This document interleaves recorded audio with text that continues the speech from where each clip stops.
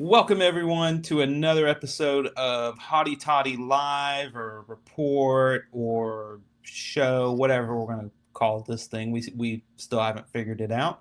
I am your host today, Taylor Hodges, joined by Andy Hodges and Hudson Miller as always. Gentlemen, good Friday afternoon. Hot Friday afternoon. That's Mississippi summer. It's like Mackay Frazier this week was talking about the difference between the Mississippi and Michigan heat, and I think he said it's more of a humid heat here. So here in Mississippi, 97 degrees in Oxford right now. Yeah, same down here in the Jackson Metroplex area. Metroplex. Insane. Yeah, but so guys, today I'm sure y'all saw the news with Jaden Daniels and LSU letting somebody wear his number and all the hoopla with all that. Yeah, we're not going to necessarily get into all of that, but I thought it would be fun to throw a trivia question at y'all right here at the start, and that is, Ole Miss has 4 jerseys retired. Who are they? Archie Manning, number 18. Eli, number 10. One of the Poe guys. Jim Poe? No. Patrick Willis. Patrick Willis has a number? No. So one of them, y'all got the 2 easy ones. The other one isn't technically a retired number. Somebody does wear it. Chucky Mullins. 38, Chucky Mullins. And then the last one, I don't know if y'all will get, but I'll give you a hint. He played 2 games against Alabama when Bear Bryant was coaching Alabama. So give you an idea on what time period you should. There's no way that I'm going to know. Well, it's from 1950. That would be from 1958 to 1982. Mm-hmm. This is definitely something for Andy. Boy, there's some. It would have to be off those really good teams in the late 60s, early or 70s, 71, because they kind of sucked. They went through a period where they sucked before that and after it. Yeah. But right there during Archie Manning's 3 years as the starting quarterback, they had some really good, really, really good teams. Well, I don't think that I didn't know this until I looked this up earlier today. Number 74, Ben Williams. He has the single season sack record at Ole Miss. Funny enough, that record is 18 as well as that, and he's the first African American football player in Ole Miss history. He's number 74, and he's a D lineman. It's interesting. That's really interesting. That was the assigned numbers for defensive linemen in the 70s and 60s. Wow. And you couldn't pick your own number. You couldn't just say, I want to be number 3 or number 5 and play in the line on offense or defense. Wow. Totally different era. All right, so, but kind of on that same theme, I thought that would be a good kind of starting point for today's discussions. And so the question I came up with, could you see a path for someone like Trinidad Chambliss or Kewan Lacy to have their jersey retired at Ole Miss and become the 5th retired jersey number? No, I don't think that anyone would retire a single digit number just because players want to use them so much. It just wouldn't make sense. That Ole Miss does a different tradition with the road signs and stuff like that. There may be a 5-mile-an-hour speed limit. I hope to God they don't like go to an Eli Manning speed limit on campus. They already have one. Really? Yeah. I thought it was 18 everywhere. When did they? No, they have 10 and on a couple, but like you could throw 6-mile-an-hour on a roundabout or something. Oh, I think that would be wrong. We need some of these people that haven't figured out how to navigate a roundabout since they first started putting them in 20 years ago at Ole Miss or in Oxford. They couldn't navigate it then. You should have seen it when they were putting them in. These people would stop and come to, I mean, nobody, they wouldn't go till there was not a car in sight anywhere. And you're sitting there all day going, dear God. Yep. So That's the South for you right there. Well, I kind of agree with y'all. I kind of more fall on the side of like there's other, like Hudson said, there's other ways that Ole Miss honor. Yeah, I like the way that Michael Irvin retires. He didn't technically retire it. He just, the person who wore it after him he has to be really good. Des Bryant, C.D. Lamb, like they've carried a tradition with that number. I think that is the way that I honestly think going away from the retired numbers and doing that and that being a tradition with Ole Miss football, like kind of the way that we've done the number 38, I think that's a great way that retired jerseys work. that's going to be the trend because Yeah. like that, you mentioned the Dallas and Michael Irvin. If there's been another number 12 since Roger Staubach retired, I don't know who it is for the Cowboys. Andy, let's hear this next topic. I want to hear it. Oh God. All right, so but by request, somebody requested a topic about the wide receivers. So that person will give their answer first. But simple question: who ends the season as Ole Miss #1 wide receiver? And the three names I put up there are considered like the top 3 wide receivers for Ole Miss this season. And so with that, Hudson, what's your answer here? I think that it's not too complex. I think Deuce Alexander is going to be a name known in college football by the end of the football season. But I also do like Horatio Fields. I think that he is also a player that's kind of been slept on in the receiver room.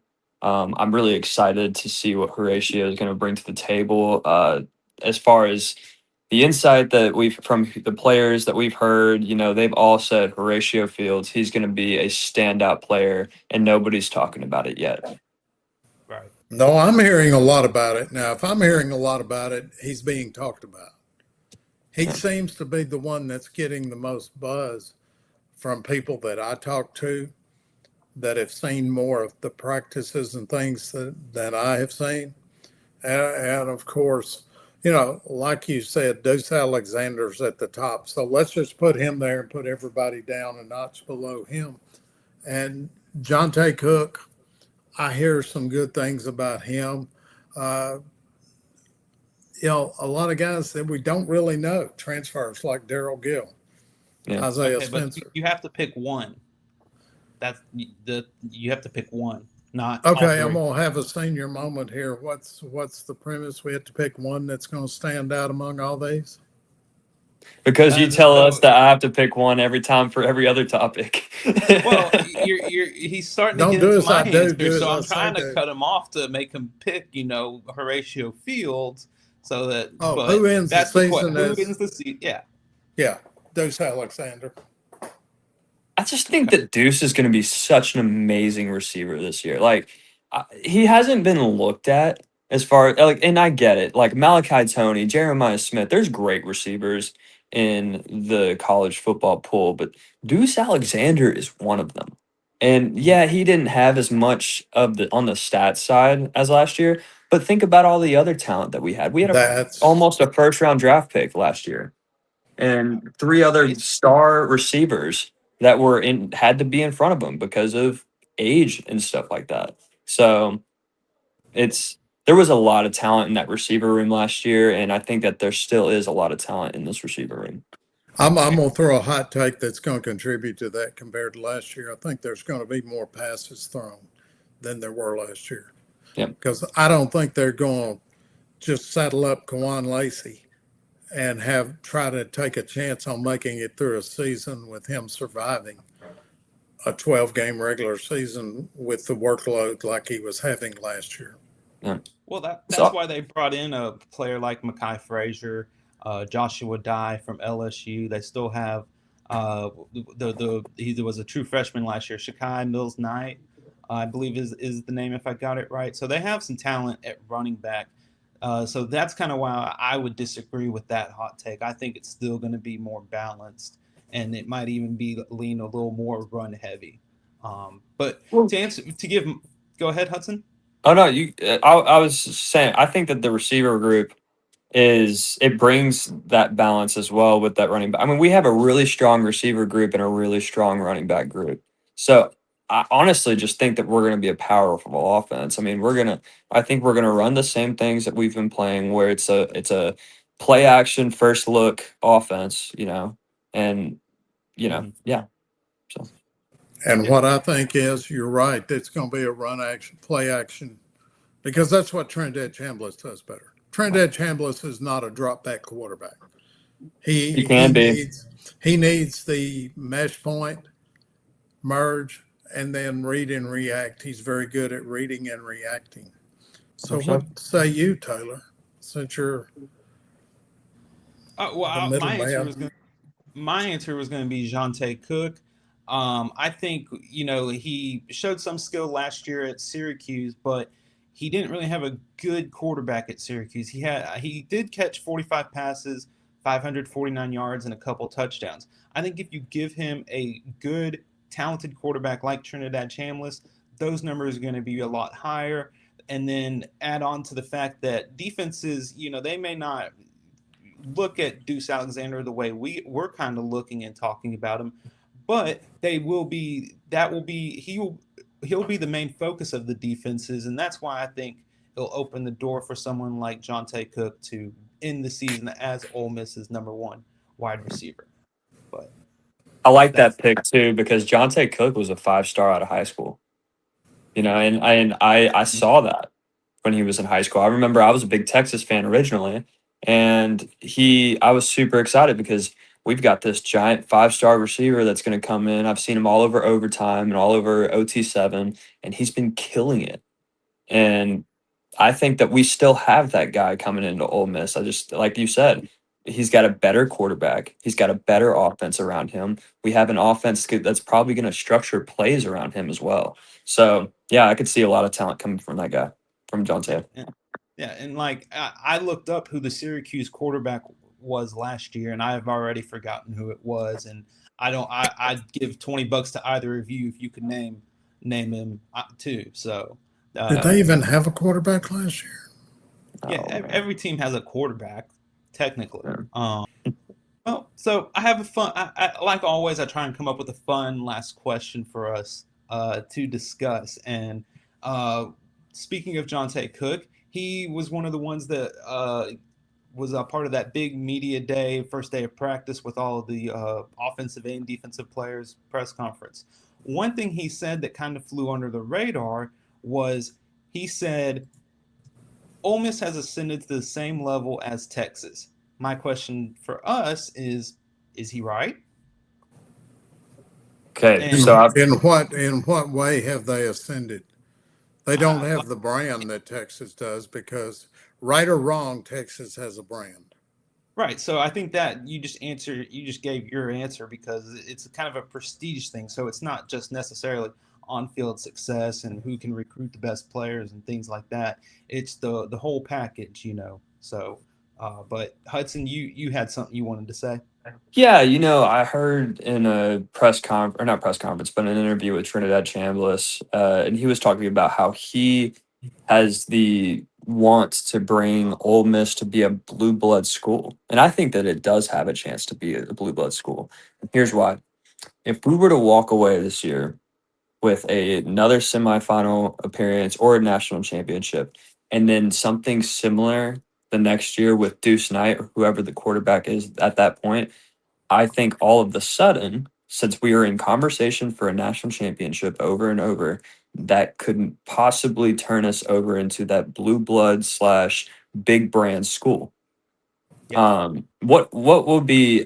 And I have a question right back at y'all. What would y'all consider a blue blood school? What makes a school a Same blue thing I blood was school? thinking.